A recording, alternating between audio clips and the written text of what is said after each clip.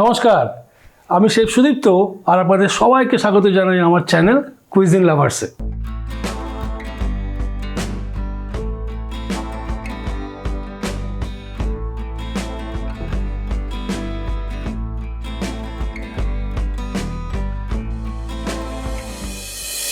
কথাতেই আছে মাছে ভাতে বাঙালি, আর আজকে আমি একটা আইটেম করব যেটা ছোটোবেলা থেকে আমরা সবাই খেয়ে কিন্তু ঘরে অভ্যস্ত এবং আমাদের খুব প্রিয় একটা আইটেম।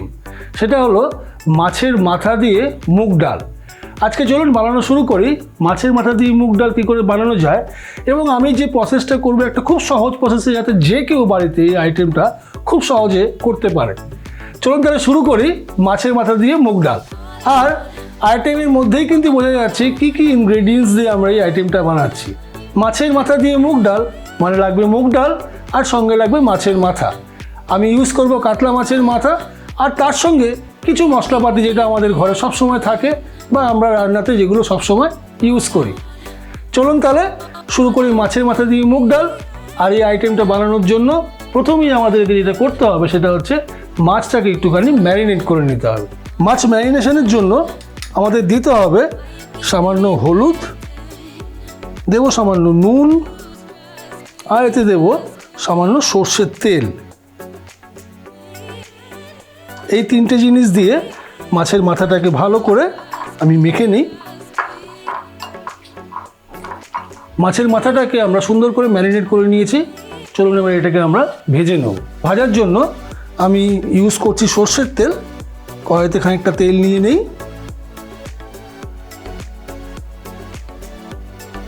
কড়াইতে আমাদের তেলটা গরম হয়ে গেছে। চলুন তাহলে মাছের মাথাগুলোকে এবার সুন্দর করে ভেজে নিই।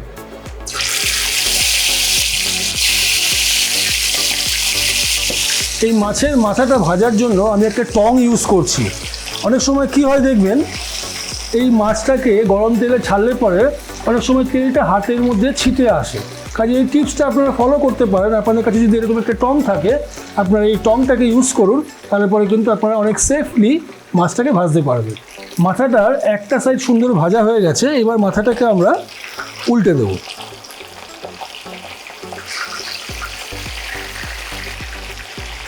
আর 2 মিনিট ভাজা হলে পরে কিন্তু মাছের মাথার ভাজাটা আমাদের কমপ্লিট হয়ে যাবে। মাছের মাথাটা কিন্তু সুন্দর ভাজা হয়ে গেছে। চলুন এটাকে এবার আমরা তেল থেকে উঠিয়ে ফেলি।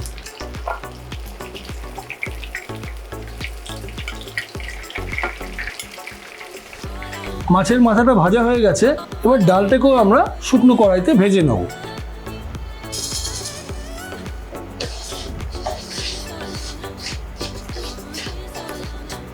একটা ইম্পর্টেন্ট টিপস আপনাদের দিয়ে রাখছি। এই ডালটা ভাজার সময় আমাদের ডালটাকে কিন্তু খুব বেশি লাল করে ভাজলে পরে চলবে না। ডালটাকে আমরা হালকা কালার আসা অবধি ভাজবো।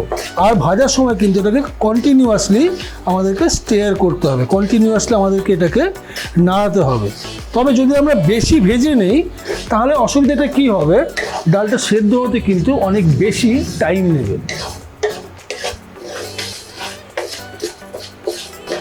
ডালটা কিন্তু আমার সুন্দর করে ভাজা হয়ে গেছে। এই অবস্থায় ডালটাকে আমরা একটা বোলের মধ্যে নিয়ে জল দিয়ে সুন্দর করে ডালটাকে ধুয়ে নেব।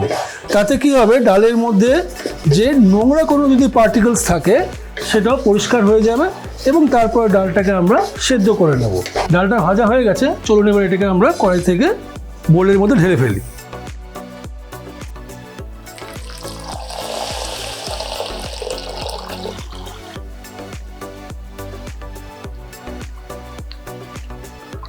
ডালটাকে এইভাবে সুন্দর করে একবার মাত্র জলে ধোবেন, বারবার করে ধোবেন না, তাহলে পরে কী হবে, ডালের যে সুন্দর একটা গন্ধ সেটাও কিন্তু অনেকটা কমে যাবে। তাই একবার সুন্দর করে ডালটাকে ধুয়ে নিয়ে আপনারা জলটাকে স্ট্রেন করে দিন, আর তারপরে সেই ডালটাকে আমরা সেদ্ধ করতে পারবো। ডালটাকে আমরা সুন্দর করে ধুয়ে নিয়েছি এবং জলটাকেও ছেঁকে নিয়েছি।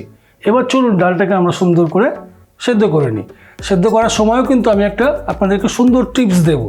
টিপসটা কিন্তু খেয়াল রাখবেন, এই ডালটা সেদ্ধ যাতে খুব সুন্দরভাবে হয় সেটার জন্য। তাহলে ডালটাকে এবার আমরা সেদ্ধ করে নেব। নিয়ে নিই খানিকটা জল।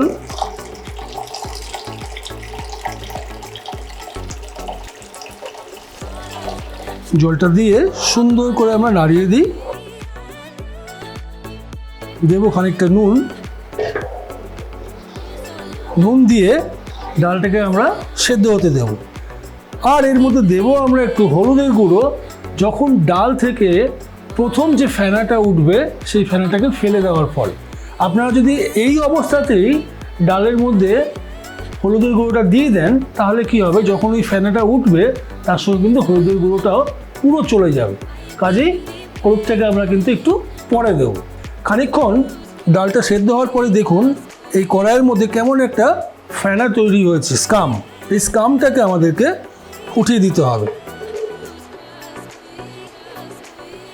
ব্যাস, এই স্কামটাকে উঠিয়ে দিয়ে এবার এর মধ্যে আমরা দেব সামান্য হলুদ, আর দেবো এর মধ্যে আমি একটা কাঁচা লঙ্কা দিয়ে ভালো করে এটাকে মিশিয়ে দিই আর ডালটাকে সুন্দর সেদ্ধ হতে দিই। দেখুন ডালটা মোটামুটি আমাদের সেদ্ধ হয়ে গেছে। আমরা এই অবস্থা অবধি ডালটাকে কিন্তু সেদ্ধ করব। তারপরে আমরা এটাকে আরেকবার সেদ্ধ করব যখন আমরা মাছের মাথা দিয়ে ডালটাকে ফিনিশ করব। এই অবস্থায় ডালটাকে আমরা কড়াই থেকে নামিয়ে নিই আর আমরা এবার মাছের মাথা দিয়ে মশলাটাকে তৈরি করি। আমি যেই তেলে মাছের মাথাটাকে ভেজেছি সেই তেলেই কিন্তু আমরা এই ডালটাকে কমপ্লিট করব। তেলটা আমার গরম হয়ে গেছে, এতে আমি ফোড়নে দেবো প্রথমে গোটা শুকনো লঙ্কা, এলাচ, লবঙ্গ, দারচিনি, তেজপাতা আর সামান্য জিরে দিয়ে তেলটাকে ভালো করে টেম্পার করে নিই। এবার আমি এর মধ্যে দিয়ে দেবো একটু চপড অনিয়ন। পেঁয়াজটাকেও আমরা লাল করে ভেজে নেব। পেঁয়াজটা এরকমভাবে সুন্দর লাল করে ভেজে নিতে হবে। এবার এর মধ্যে দেবো আমি অল্প পরিমাণে চিনি। এই চিনিটা ক্যারামেলাইজ হবে এবং তাতে কিন্তু সুন্দর একটা রং আসবে এই ডালের মধ্যে। দেবো সামান্য আদা রসুন বাটা। আদা রসুন বাটাটাকে জাস্ট 1 মিনিট আপনারা কুক করুন। 1 মিনিট পরে এর মধ্যে দেবো আমি একটু হলুদের গুঁড়ো, সামান্য জিরের গুঁড়ো আর অল্প কাশ্মীরি লঙ্কার গুঁড়ো দিয়ে ভালো করে এটাকে মিশিয়ে দিন। পুরো জিনিসটাকে ভালো করে মিশিয়ে দিয়ে এর মধ্যে দেবো অল্প পরিমাণে ফ্রেশ টমেটো পিউরি আর কুচনো টমেটো দিয়ে ভালো করে এটাকে মিশিয়ে দিন। আর টমেটোটাকে দিয়ে 2 মিনিট কুক করতে হবে। দেবো সামান্য নুন। টমেটোটাকে দিয়ে 2 মিনিট কুক করার পরে এর মধ্যে আমরা দিয়ে দেব ভাজা মাছের মাথাগুলো দিয়ে এটাকে খুব ভালো করে মিশিয়ে দিন।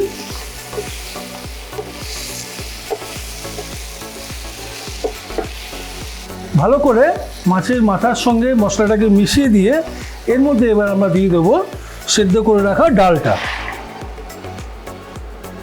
ডালটাকে দিয়ে ভালো করে মিশিয়ে দিন আর এটাকে ঢেকে বেশি না 3 থেকে 4 মিনিট সেদ্ধ হতে দিন। তাতে কি হবে, এই মাছের মাথাটা সুন্দরভাবে সেদ্ধ হবে ডালের সাথে।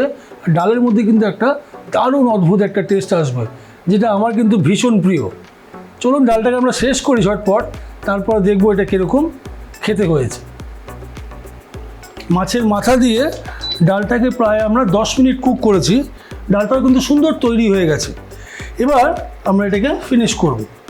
ফিনিশ করার জন্য দেবো সামান্য ঘি, অল্প পরিমাণে গরম মশলার গুঁড়ো আর এতে দেবো আমি 3টে কাঁচা লঙ্কা। এটা দিয়ে ডালটাকে ভালো করে মিশিয়ে দেব আর এটাকে ঢেকে 1 মিনিট রাখবো। এটাকে ঢেকে দেই আর 1 মিনিট এটা এরকম থাকুক, তারপরেই করে ফেলবো আমরা এর প্রেজেন্টেশন। 1 মিনিট আমরা এটাকে ঢাকনা দিয়ে রাখুন। চলুন তারপর এবার ডালটাকে আমরা পরিবেশন করব।